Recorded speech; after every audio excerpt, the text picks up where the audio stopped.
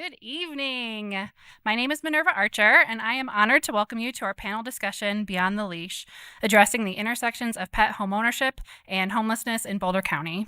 I would like to thank our esteemed special guest, First Gentleman Marlon Reese, for providing opening remarks for what I know will be a robust and enlightening conversation. I would also like to thank those in the room who are currently running for Longmont City Council. Your dedication to public service is why Longmont is a community where people want to live, move to, and thrive. And a special appreciation to all of you who are here from both human service and animal welfare organizations.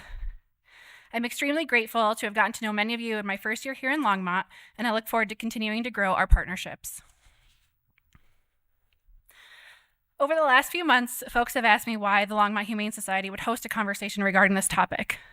And I love that I've been asked this question because it allows me to reconnect an issue that many believe is other.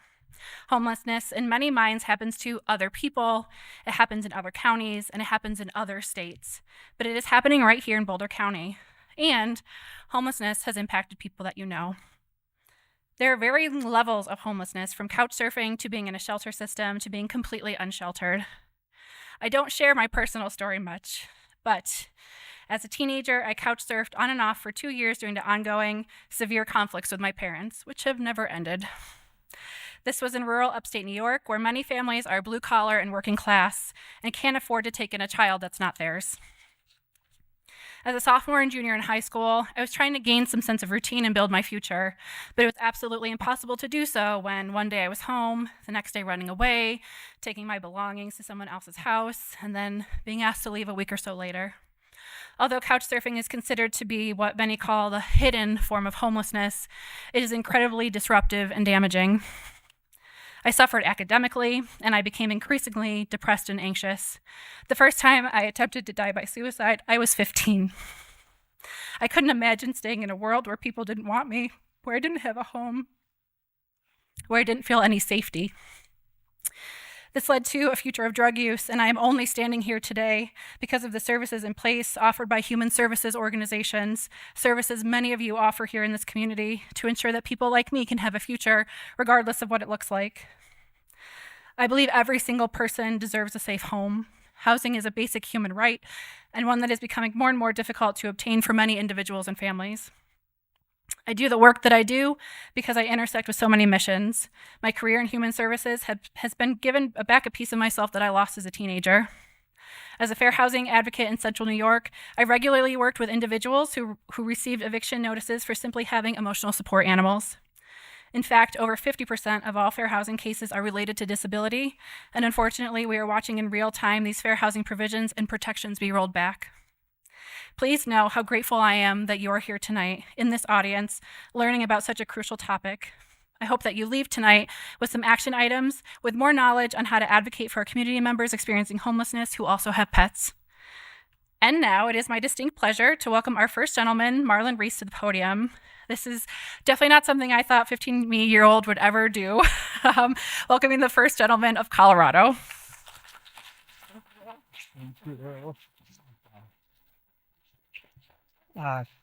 Good evening, everyone. Thank you, Minerva, for that incredibly gracious introduction and for gathering us all together here tonight for such an important issue and one that deserves our attention. It's certainly something we've focused on over the last 7 years in the Polis administration, is ensuring that our laws reflect the depth of the bond that people have with their pets. And also highlighting the incredible work of Longmont Humane Society and continuing to make these important investments so programs can continue that serve people experiencing homelessness and the animals they love. As many of you know, speaking up for and protecting animals has been a passion of mine throughout my life.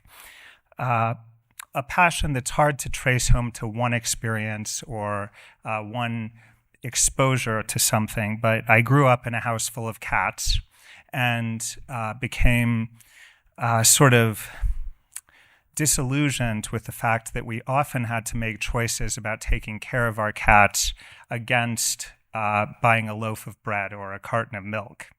And these are choices that are hard to make, they're hard to deal with, the consequences of what inherits from those choices. So I am happy, though, in my current role and being part of the Polis administration, that we've been able to focus on making animal issues mainstream issues.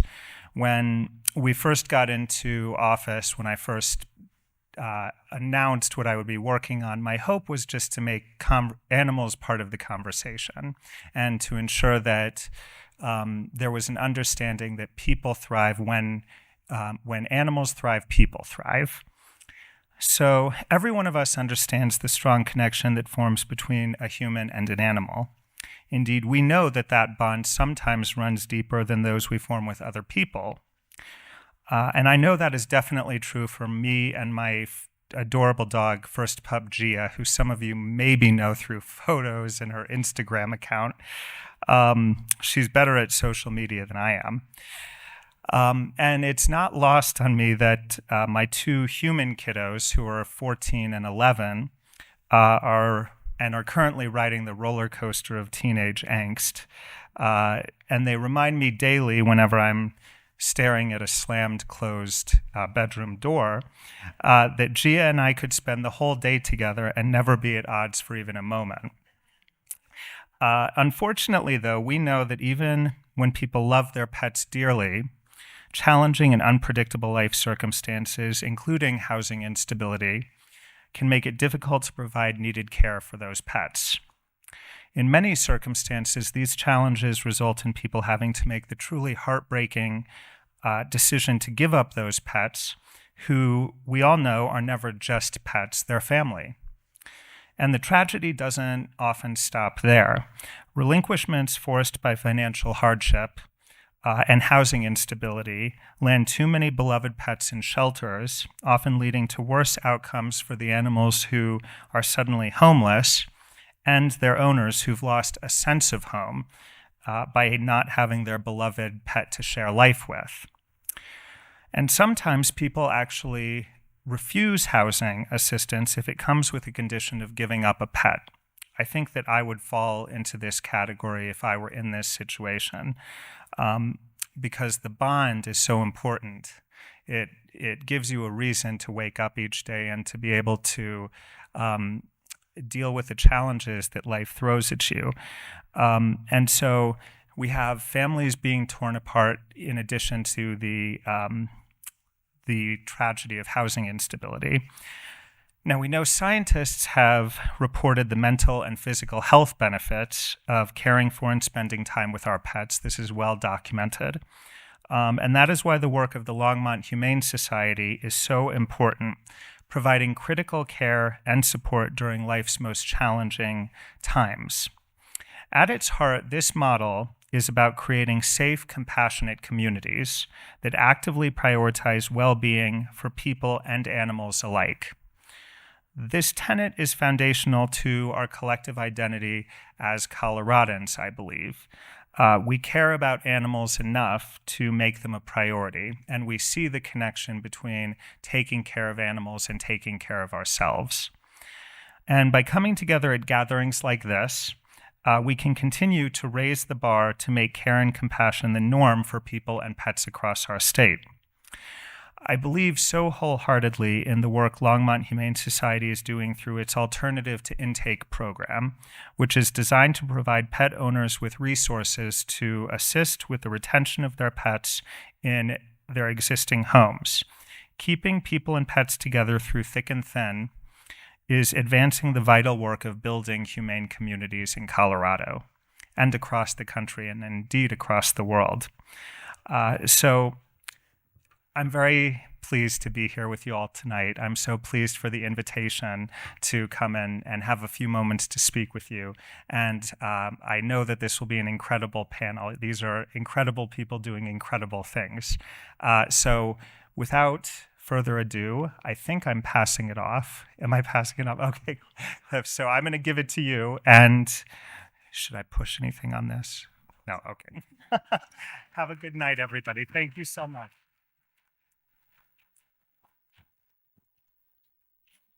Thank you so much for those wonderful remarks. And thank you, everyone, for being here tonight.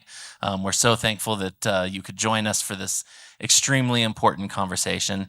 My name is Cliff Cullen. I am at the Longmont Humane Society. Been there for a little over 2.5 years. And my wife Marjorie and I have 2 cats that are proud LHS alums, Juniper and Dahlia. They run the house. And for those of you who don't know, although I don't know that I could say anything better about the Longmont Humane Society than already has been said by our first gentleman, but we have been serving the Longmont and surrounding communities for over 50 years.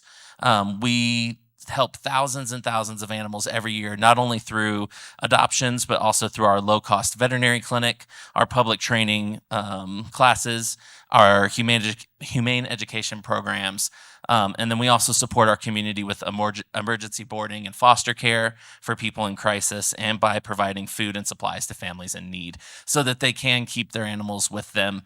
That is always our goal, is we want people to maintain their relationships that they have built with their animals. But before we jump into the discussion tonight, I'd love for each of our panelists to introduce themselves. So please share just a little bit about yourselves and the organizations that you're here representing. Hello, good evening. My name is Kristen Baltrum. I am the founder and executive director of Annie and Millie's Place. For those of you who don't know, Annie and Millie's Place is a resource started here in Longmont, but we serve all of Boulder County to support people experiencing homelessness who have pets. What we're doing is to bridge the gap in services between human service work and animal welfare and make those connections just a little smoother for folks. I started this organization in January of 2021, just about 5 years ago, in honor and memory of my sister Annie and her dog Millie. They were homeless for about 7 months. During that time, our family had done just about everything we could, and it got to the point that they needed to go to a shelter to get services that we as family couldn't provide. And when Annie finally agreed and went to the shelter in her area, she was told that she could come inside, but her dog could not. And at that point, Annie chose to stay with her dog Millie and turned her back on all the services that she so desperately needed. So they traveled for about 7 months until they found an abandoned home where they squatted, and it was there that Annie died by suicide. So I believe that had Annie and Millie together been welcomed into that shelter space to get the services they needed, we wouldn't be sitting here, but she would still be alive. So we do this work in their memory for families that need the resources to exist for their loved ones, just like we had hoped would be in place for Annie. That's the work that we're doing at Annie and Millie's. I'm Leslie Irvine, professor of sociology, happily retired from the University of Colorado since January. Woohoo. But over the nearly 3 decades that I was at the University of Colorado, my research focused on the roles of animals in society, and I also started the Animals in Society certificate program at the university. My research covered topics ranging from animal sheltering, adoption and surrender decisions, to animal abuse. I studied animal welfare in disasters, including starting with Hurricane Katrina and going right up on through the Marshall Fire.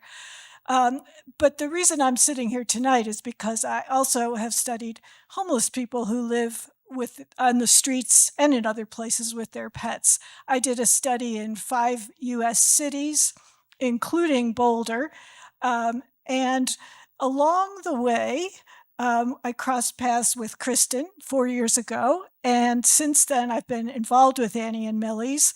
A couple of times a month I do outreach in Boulder or Longmont. I also work at the clinics that we put on, and I'm president of the board.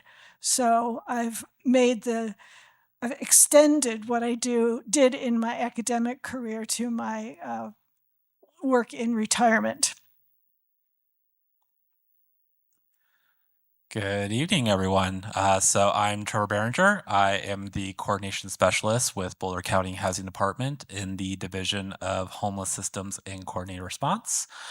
So my primary responsibilities is working on collaboration with all of our municipalities and our nonprofits to hopefully resolve the issue of homelessness.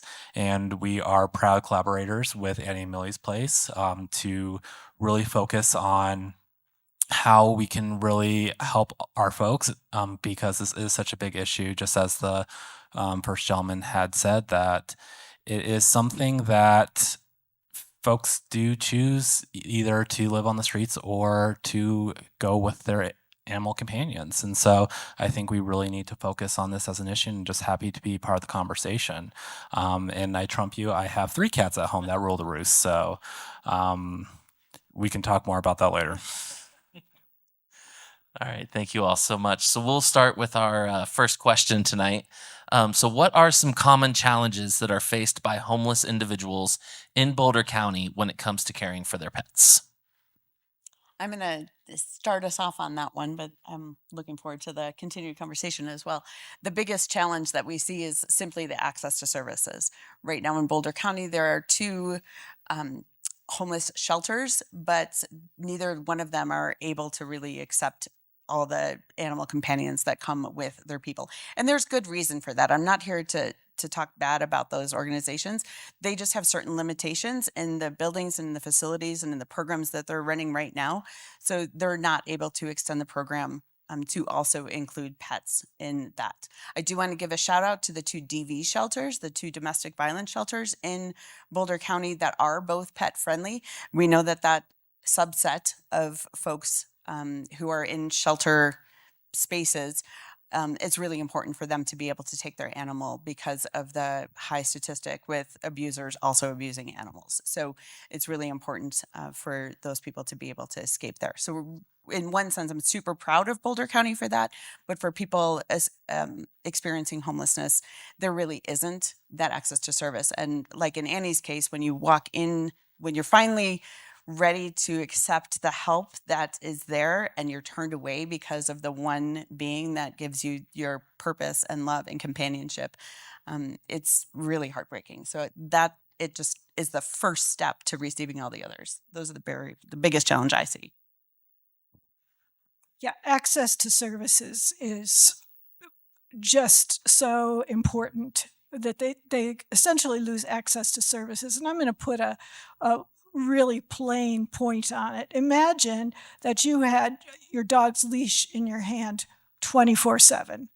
You know, I can go away for the evening or the weekend and leave my dog and my cat safely at home. Homeless people can't even use the bathroom without thinking first about their dog. They can maybe find a friend to watch them, but friendships on the street are can be very iffy, and they can't always entrust their dog to a person they know from the street. So just the whole idea of having to care for an animal and think about that other being all the time is a huge, huge challenge. And I think we're all going to agree. Hopefully we'll have a debate later, but yeah, I think access to service is just the biggest one because, again, it's not just access to shelter, but it's also access to medical care, to the veterinary services for that animal, and that care for the owner. And it is one of those things of how do we lower those barriers? And it can be a very complex issue because it is something that we have to take into consideration kind of what the need of the animal is and also the need of the person. And sometimes those can be a little tricky to line up. But yeah, I think right now the biggest barrier is just getting folks indoors and to get through the system to get them a foundation that they can land on. Thank you all.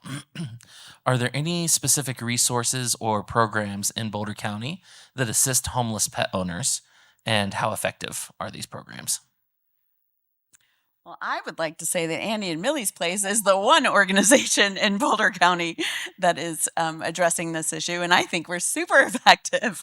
But we haven't solved the problem. We don't have a brick and mortar. We don't have a safe place for people to receive a safe and secure place to sleep alongside their animal every night of the year. So we're getting there. We have goals, and we're working really hard, but that is the resource. Now, there's beautiful organizations like the Longmont Humane Society, like the Street Dog Coalition, like many of our human service partners, but it's a matter of sometimes our clients don't know how to connect to those services, and that's really the bread and butter of our work, is to be able to build relationships with the other nonprofits and within our networks to be able to help our clients find those avenues to access the services and to really put two and two together there. I can't think of anything to add here. We support you. Well, that's just the genius of Annie and Millie's Place, because it is such a novel idea. Because I can't think of any other services off the top of my head that really do what you guys do. I know I come from working in the Denver shelter system, and it was something that we were looking into. But for organizations such as Annie and Millie's to really support this kind of gap in services to make sure that the animal companion is taken care of. I mean, it'd be great if we had multiple agencies working on this, but at least we're lucky here in Boulder County to at least have an organization such as Annie Millie's Place.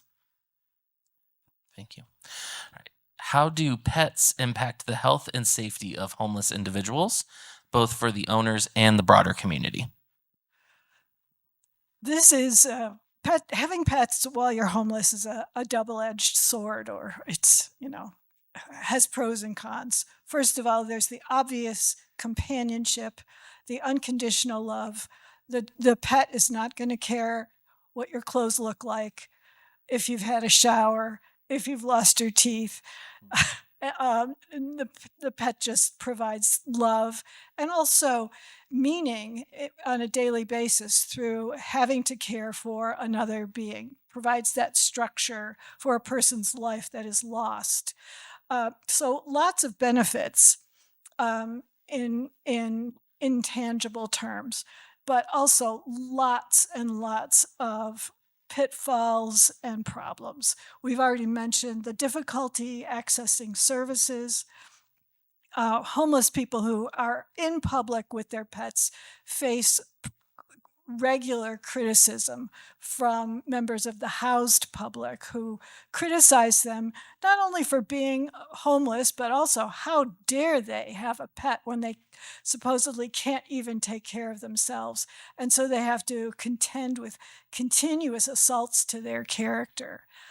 So it's a continual balance of loving and caring and also suffering the consequences of doing so. Great. Anything to add? No? Okay.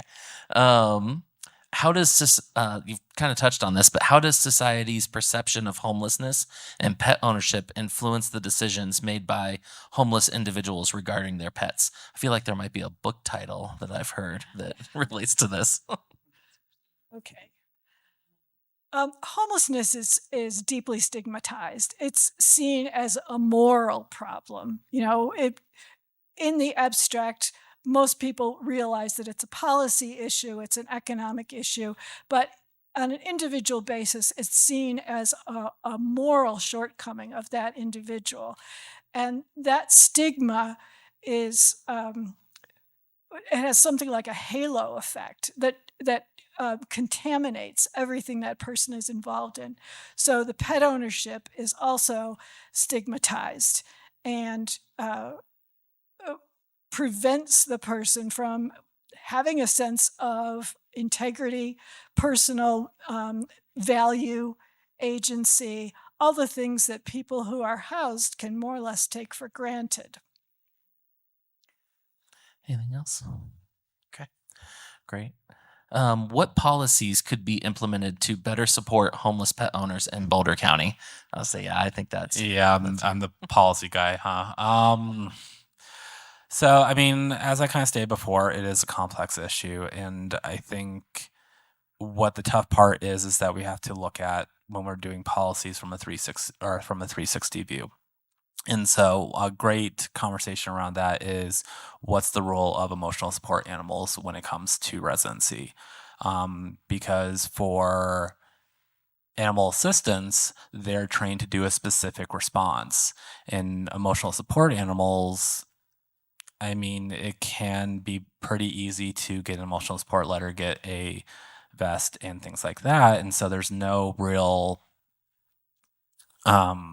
evaluation of the animal's behavior. So, yes, the animal may have the emotional support credentials, but if you're having them having behavior issues and you put them in an apartment building with 50 other people, then that becomes the issue.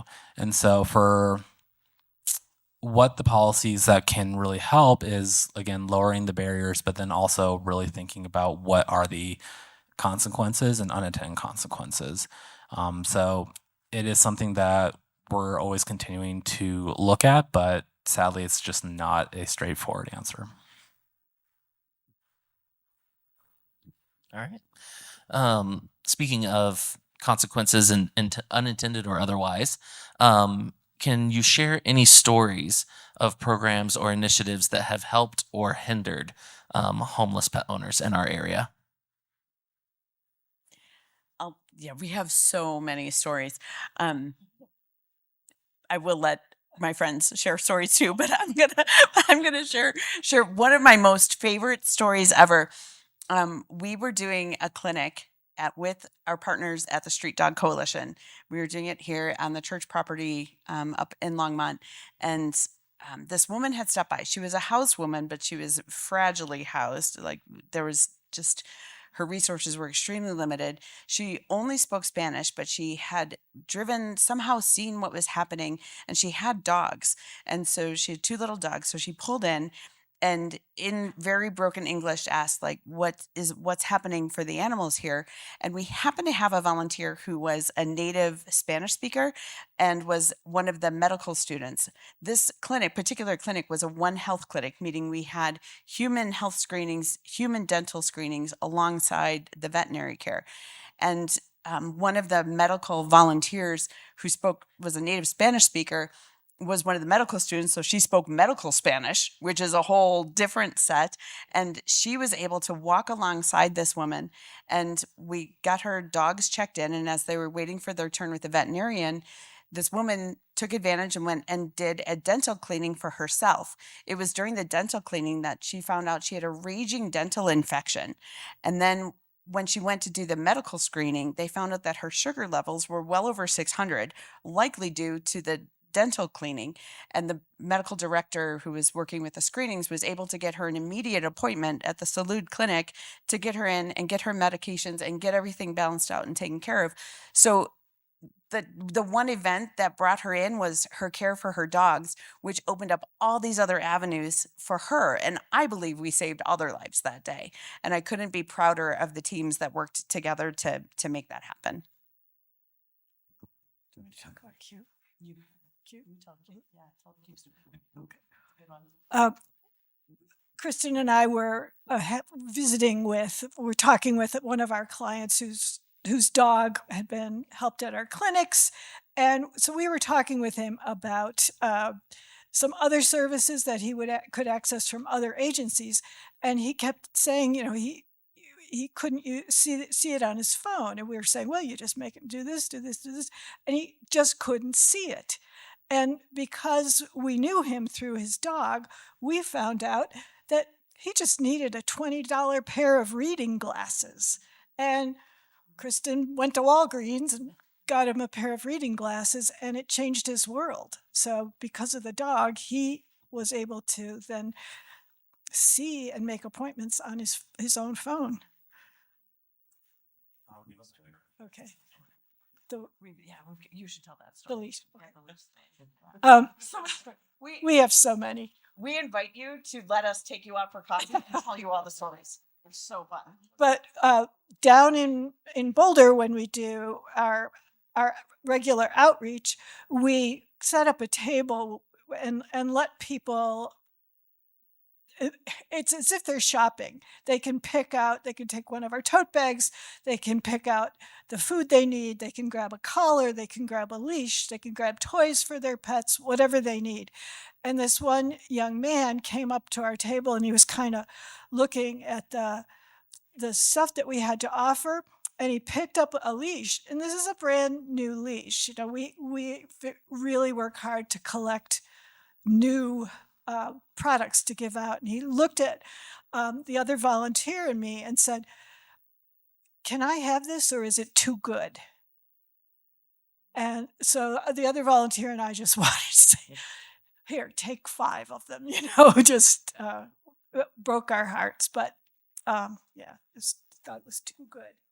So the question was stories of success, right? And all we have are stories of success. Can we have that success with every single client who comes? Often, unfortunately, no. Our organization is pretty limited in its capacity. I have to give a huge shout out to our program director, Andy, who's over there. He's the paws on the ground who's making it. He answers every phone call that comes in.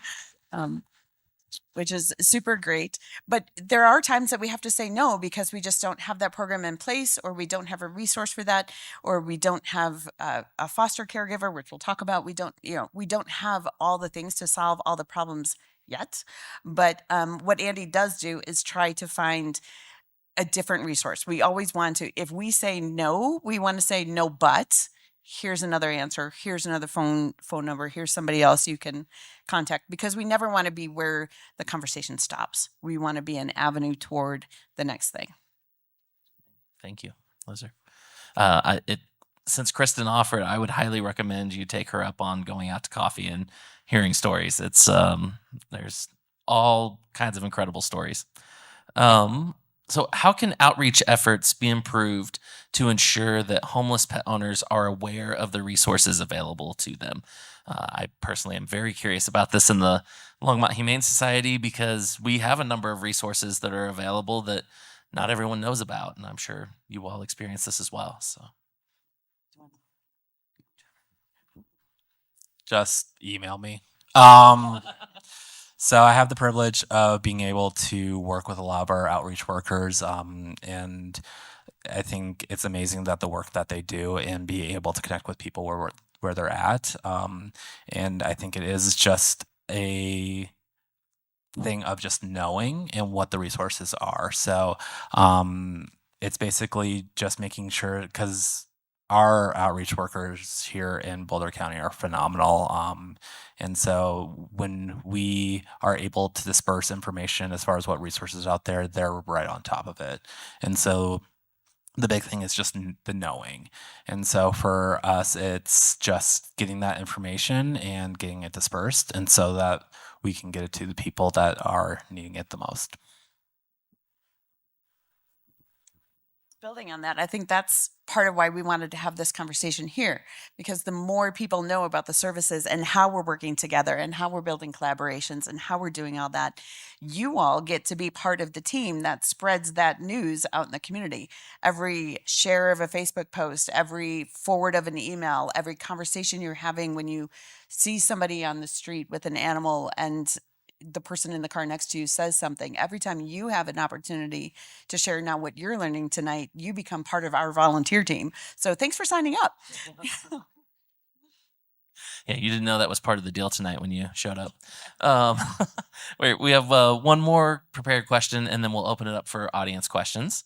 So how can the Boulder community, including local businesses and nonprofits, collaborate to provide support for homeless individuals with pets? I'll just grab, yeah, this is huge. Not only like what I just said with you all being part of the sharing the knowledge communication piece, but also business partnerships are vital, because again, we're not here to we're just here to build relationships and make things better. Like tomorrow night, Annie and Millie's place is hosting a pet costume contest at Miko Coffee. So please come on down, bring your pets in costume. We'll have prizes, just saying. And, just join in the fun. But having a business that's open to us being able to share our story and what we're about in a really fun way, it's just one example of the many ways that we do this. A couple other, the pet stores in town, the DOG and Chuck and Don's and Four Paws and Company, the way that they show up, and they are huge sponsors of the supplies that we're able to give out it makes a big difference to have that relationship. And then building collaborations like with the Longmont Humane Society, with the work that we're doing. Our foster program runs actually through the Longmont Humane Society because they have the infrastructure, we have the connections with the people, and this is how we're connecting the two resources together. And vital to our work is the Street Dog Coalition. So they are 100% volunteer-based veterinary magic team that drops in and does beautiful work with animals. Kiri is our team lead. She's right there. It's amazing work, but because they're volunteers, they don't have the capacity to be able to do the registration, to find the property that we can do it on, to if there were any permitting that would need to be handled. They don't have the direct connections to the clients who need the care. So we handle all of that. Andy does all of that coordination of the event.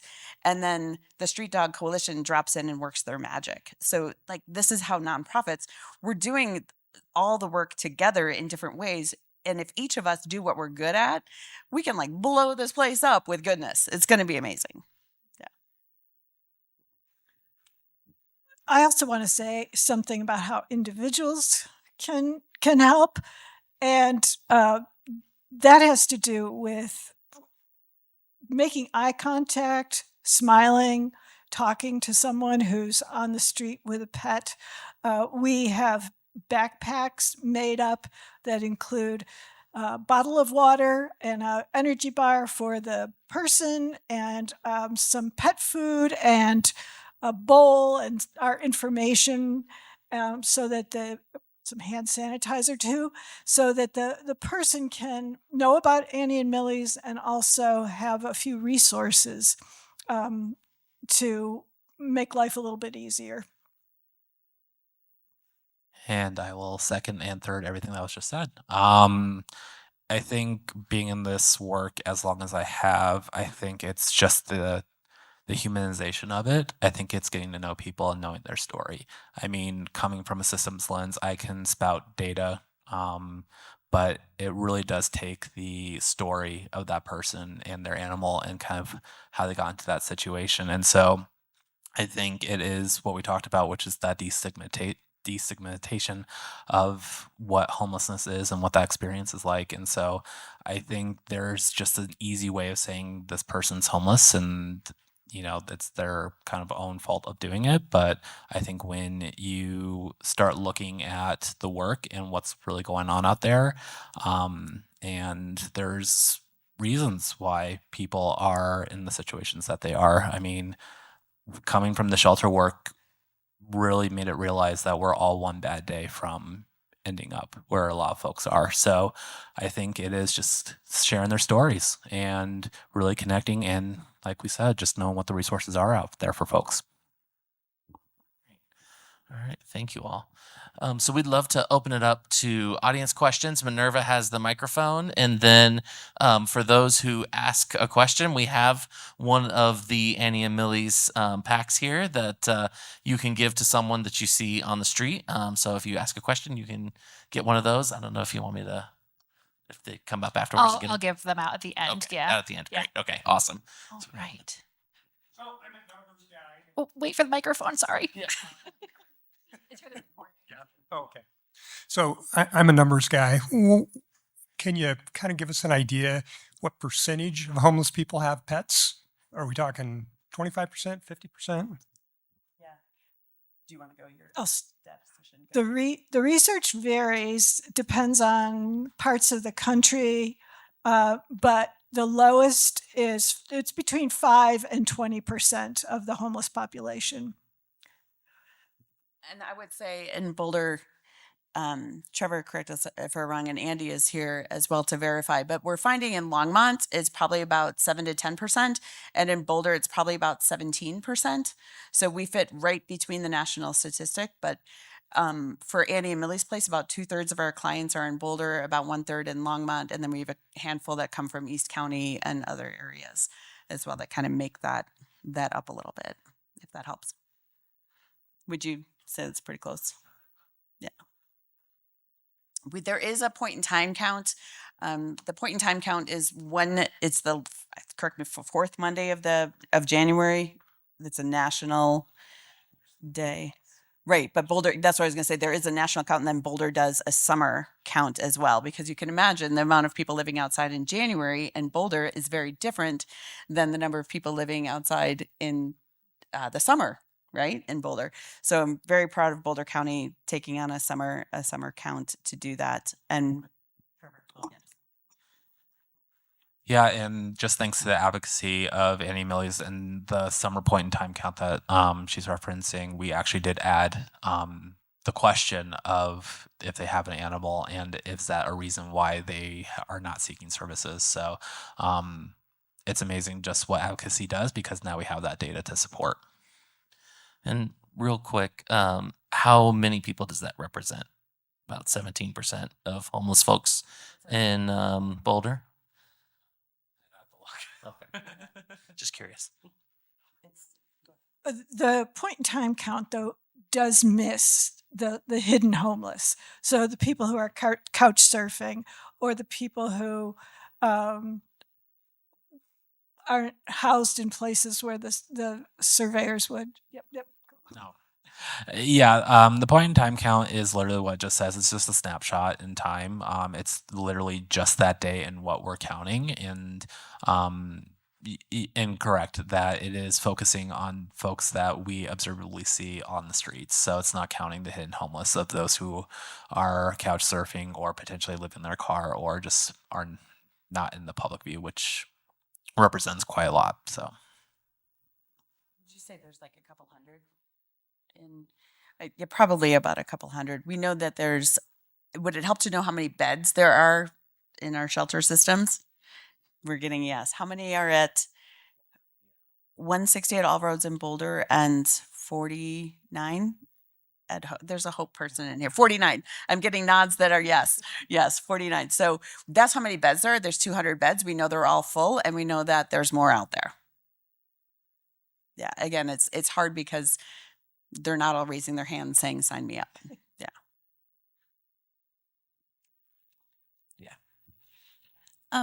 So this is going off of your statement about like everyone could be one bad day from becoming homeless. I was just curious what services out there could help a person who is that one bad day from being homeless not have to lose their place or give up their pet, because I know we have services at Longmont Humane Society. I know Annie Millie's does, but there's obviously a lack of, there's a gap. There's things that are missing. What, according to you guys, would those be? Like things? No, really great question. It really is case by case. People are individualized, so it really just depends on what they need. I mean, we have rental assistance programs to help with that aspect, but then also are people choosing food over paying their rent? So we need to help with their food supplements and medical and things like that. And so it really just depends on what the situation is and what the resource can we connect to, because homelessness is just such a complex issue. And again, we are very lucky that we have someone like Annie Millie's Place for folks who do have an animal companion, and so they don't have to make that choice right now. I'm trying to think, what else would you guys? Yeah, one of the things I love in the Street Dog Coalition mission is that they are there to help people who are experiencing or at risk of homelessness. So taking that fragilely housed group as well to be able to care for their animals, and they're really compassionate around accessing services. My perspective is, when it comes to that, sure, anybody could come and say that they're fragilely housed, right? And we are willing to take that risk that anybody can come. And if we start to see some repeated behaviors and things like that, that's okay, you're not really a client, and we need to focus our resources where that client needs to be. Doing that in a really caring, compassionate way, and again, providing yet another resource for maybe low cost. But we're willing to take the risk for the ones who might abuse the system, for the 98% that won't. That's who we're there for. All right, I think I saw a hand somewhere here in the middle, maybe.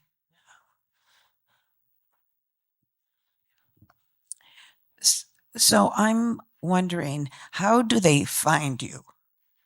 and and also, when you refer them on for some other issue to another group that you're collaborating with, what is the success rate for them following through with that? Sure. So they find us because Andy is our paws on the ground. Andy does street outreach 2 to 3 times a week between Longmont and Boulder. And let me tell you also that the word of mouth communication in the unhoused community is a powerful communication tool.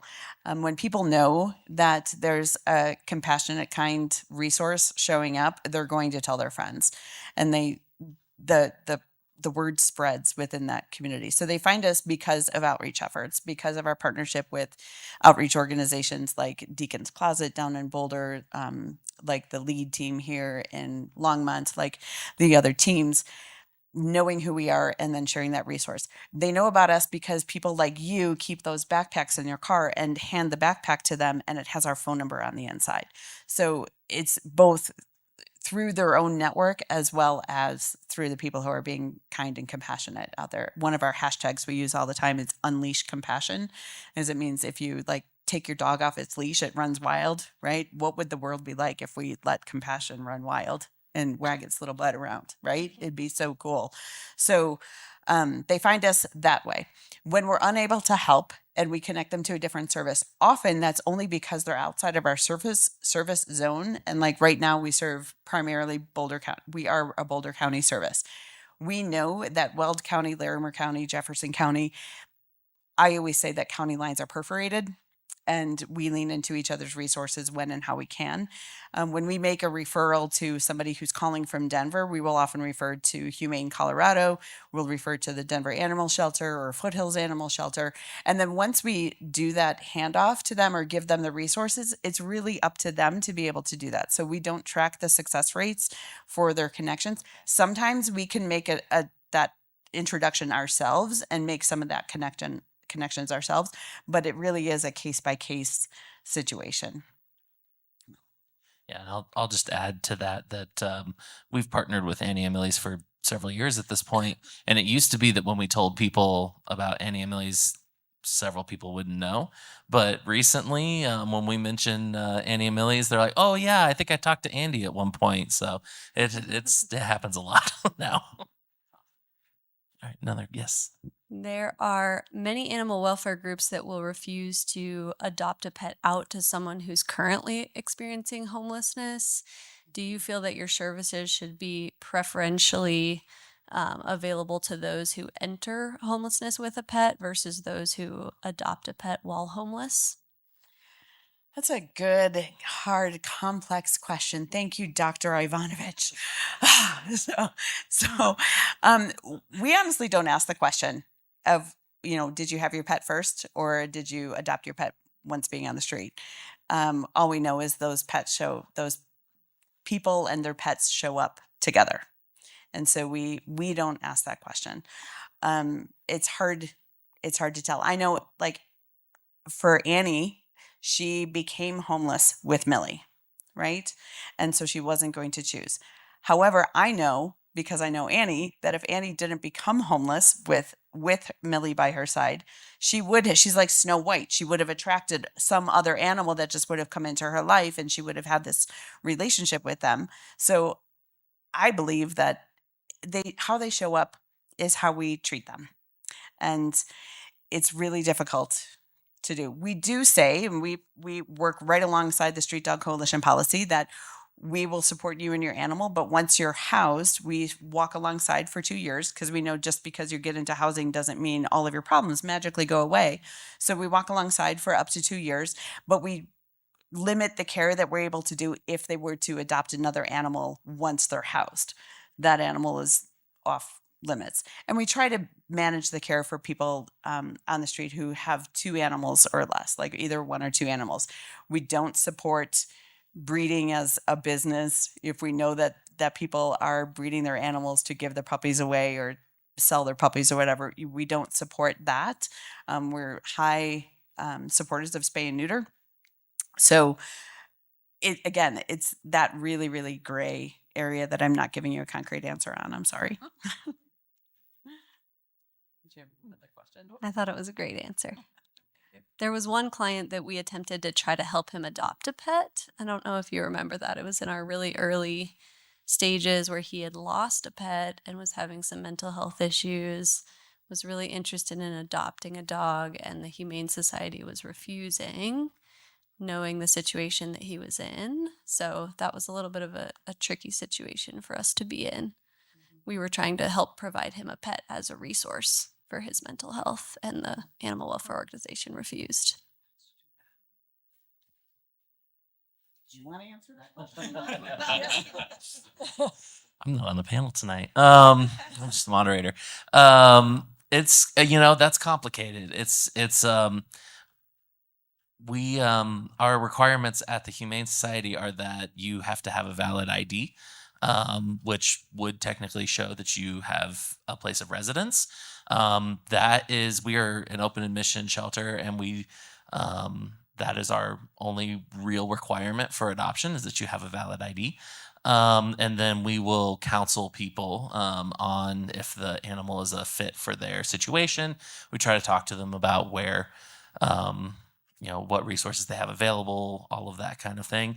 It's complicated because we want people to have animals, but we also want the animals to go into a healthy situation. And so there are no easy answers there. We personally have seen at the Humane Society, if someone who's experiencing homelessness has an animal, a lot of times that animal is extremely happy. A dog might just love living on the street sometimes. So we know that, and we have had relationships with unhoused folks in the past who, on extremely cold or extremely hot weeks, they will bring their animal to us for emergency boarding. They care for their animals as much as anyone else does. So it's tricky. It's tough. So we try to provide as few barriers to adoption as possible, while also still trying to ensure that the animal is entering a safe home. So how's that for a wishy-washy answer? Thank you.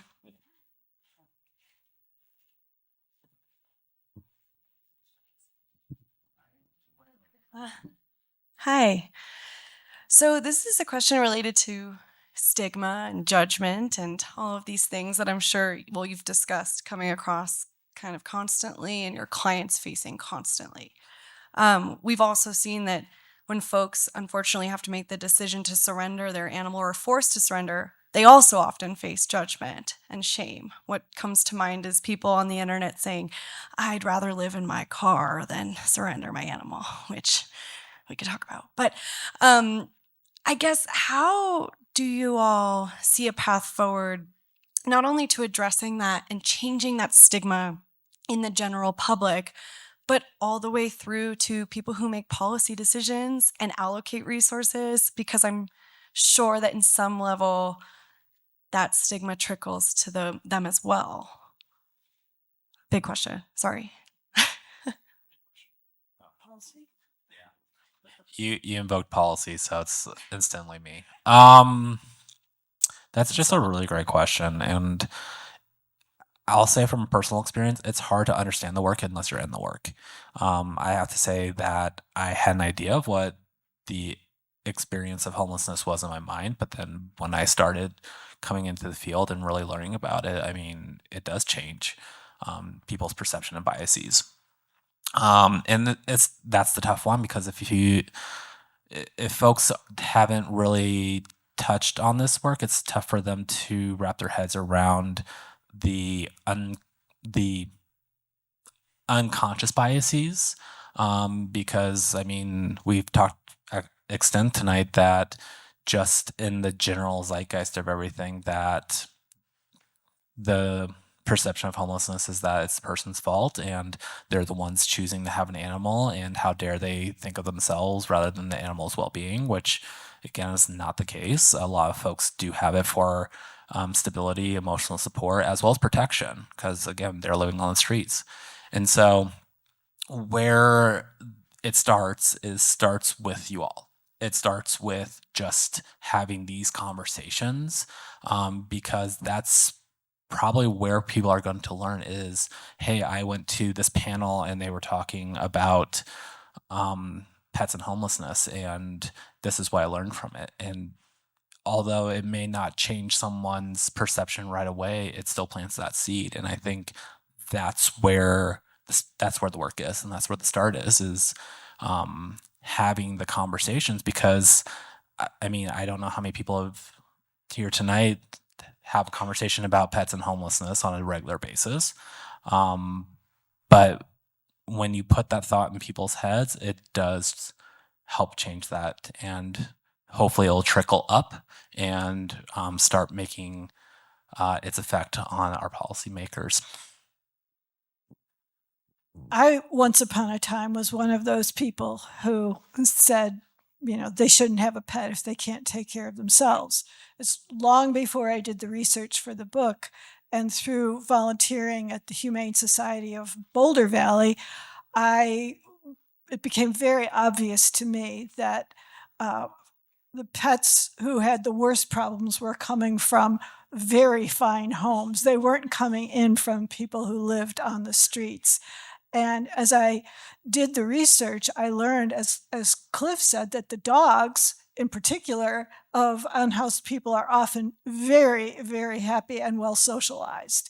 And homeless people will take very good care of their pets. I titled the book, "My Dog Always Eats First," because that's the situation they're in.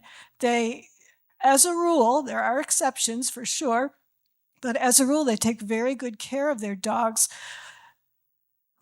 particularly because they want to keep them. They don't want animal control or someone to come along and take their dog away from them. They keep their dogs vaccinated, often microchipped, licensed if they can, because the relationship is important to them.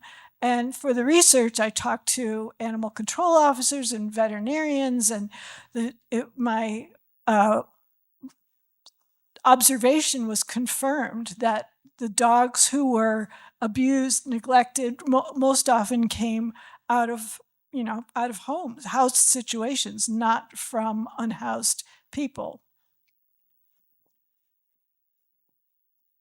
It's the storytelling that's going to change it. Yeah. It's the real experience. It's coming and volunteering and then going, telling your friends what a great time you had volunteering and how fun the unhoused community can be. They can just be like crazy fun, and some of the most caring and protective people you'll ever meet, and really fun stories they tell. They live a life that we don't, and that's what we have to remember, is that until you have walked in those shoes, you don't know.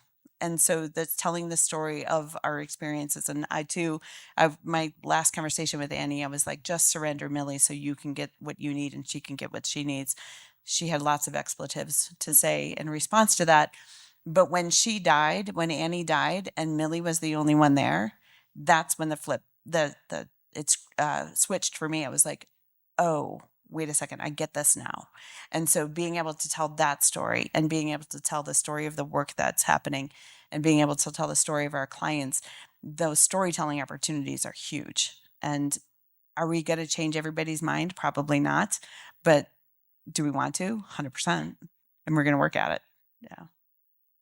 Thank you. I think we are, we can do one more question. Yeah.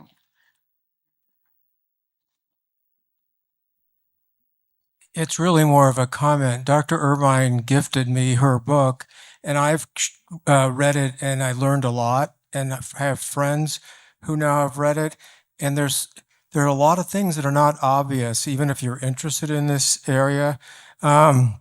Just comments about how people think it's fine to leave a dog sitting in their house for 10 hours alone, and they don't think it's fine for a homeless person to ignore the dog for 5 minutes because they're going to pick on something the homeless person does.